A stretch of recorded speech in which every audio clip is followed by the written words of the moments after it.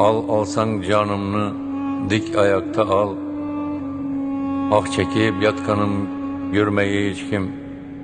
Çöllep iç almağam bir kultum suvunu, lebime paxtada sürtmeye hiç kim. Aynanı açın dep, ağzını beklep, jirkenip yüzünü burmağa hiç kim. Alsan canımını dik ayakta al. Ah çekip yatkanım görmeye hiç kim. Kesele canıma deyip gitti de, ölüşüm kütüpler durmağa hiç kim. Halımını soraş bir bahana bulup, üstümden gülmeye gelmeye hiç kim. Alsan canımını dik ayakta al. Ah çekip yatkanım görmeye hiç kim. Tağutum üyümden çıkmazdan burun, mal dünyam dalaşıp yürmeye hiç kim.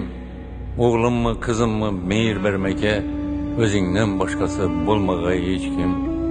Alsan canımını dik ayakta al. Ah çekip yatkanım görmeye hiç kim.